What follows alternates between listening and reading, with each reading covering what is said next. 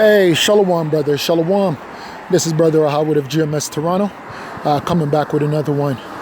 Just going to do a quick response. No scriptures. Not going to draw no scriptures. I'll quote scriptures, but I just seen the Beavis and Butthead guys, Hassad, talking about, we're going to be judged by the heathens.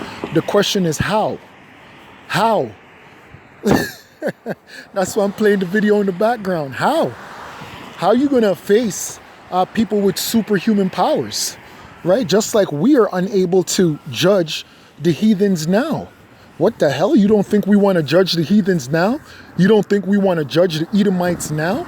We want to judge the Edomites, but how are we going to do it if the Edomites are in power? Esau has a superhuman power through the way of the gun. That's his blessing. Our blessing is going to be in the way of the second covenant, which comes with new bodies, right? Which is going to make the Israelites, man, woman, and child, superhuman. They're going to be superhuman, right? They're going to be like extraterrestrial. They're going to be here living on the earth, but they'll be able to travel to other planets as well. And I know it sounds crazy, right? It sounds crazy to you people, but hey, guess what? We're the crazy ones.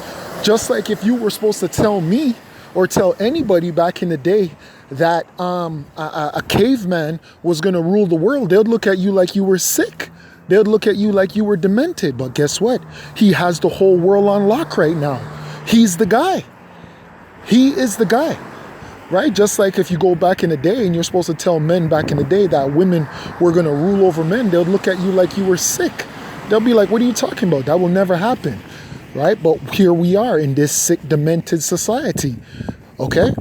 So there is no way, man. There is no way. And to even have the conversation about the heathens judging us when a part of that second covenant is to be perfect. Judge us on what behalf? On what sin? On what sin?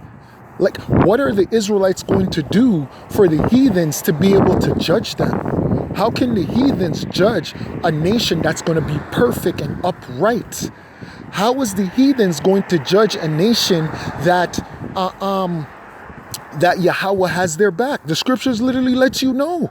When Yahweh is for them, no one can be against them. That's what happened with the Moabite guy. I think he's a Moabite. He tried to put a curse on Israel, right? Damn, I can't remember it. If a brother remembers it, they can put it in the chat, right? And then the guy, he's just like, yo, I can't curse these people, right? When the Most High is for them, there's nothing anyone can do against them. Nothing at all. You understand? So I don't understand what this whole the heathens are going to judge us. Man, you guys just want to give away your blessings, man. That is crazy, man. This is crazy. You're giving away your blessings to people that never gave you a blessing. What did the heathens ever do for you? Right? We went through all these kingdoms, all these empires. Go and read the book of Judges. What did any one of those nations ever do for us? These nations, they put us in captivity and they love us in captivity. Look what the Egyptians did. Okay? Moses went to the Egyptian Pharaoh and said, yo, let my people go. That man did not want to let us go. That man said, fuck that. Fuck that. I ain't letting these guys go. These guys are my money. These guys are my bread and butter. That's what we represent here under the rulership, under the rulership of the you know who. Right? We are the bread and butter. We are the life force. So why would they ever want to let us go? There is no letting go. There's fighting to the death because they have the power to do so. Right? So nah, heathens won't be able to judge a superhuman people that are under the second covenant. Under the second covenant, it means that you are perfect, sir. Even you, if you are an Israelite. I don't know what you guys are anymore, to be honest.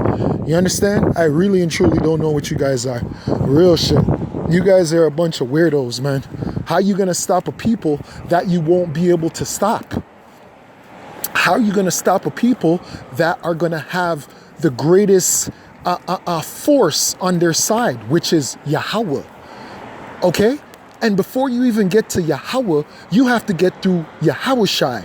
Before you get through Yahushai, you're going to have to get through Michael and the archangels. And how are you going to get to the Israelites when they're going to be judges of angels? So are you saying even the heathens are going to judge angels? Because even the Israelite man is going to judge angels. So that means he's going to have power over extraterrestrial beings as well. That's how powerful the Israelite man is going to be. And you think a heathen, right? Someone who's going to be labeled as a drop of the bucket. Someone who's already labeled as a drop of the bucket. Somebody who's a nobody.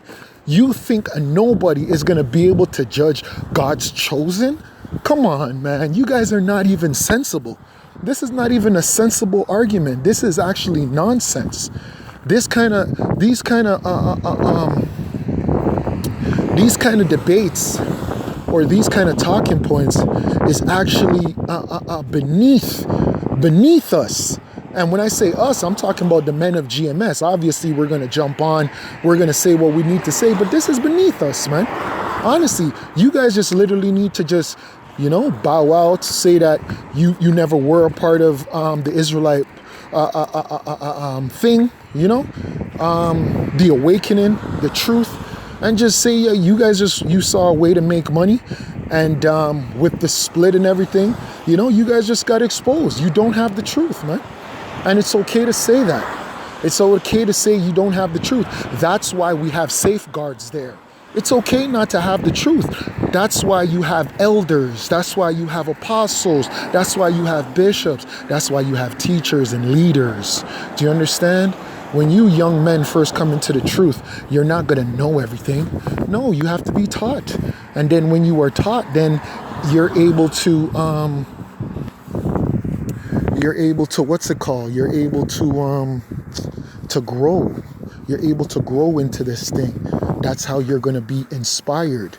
It's not like you're going to come in the first month and you're going to know it all.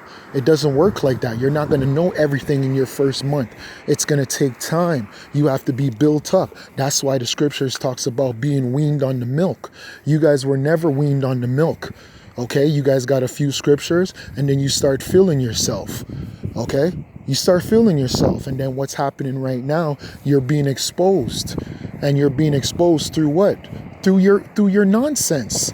Okay? You're being exposed through nonsense, through your teaching. That's how you know who somebody is, man. It's not by how fancy your garments is. It's not by how much you guys can debate and the different things that you guys do, your cars, your clothing, the this, the that. It's not about that. It's literally about what's coming out of your mouth. That's what it is. That's what sets you apart. It's a teaching, and you guys don't have it. Okay? So, yeah, I just wanted to do a quick lesson. I'll probably go into it a little bit more tomorrow, but with that, I'd like to give all praises, glory, and honor to Yahweh, Bahashem, Yahushai, Bahashem, Makakudash. Double honors unto the elders and elder apostles of GMS, and to the brothers on the four corners of the earth. Only the elect, 144 and the 1/3. Shalom to you and to you only.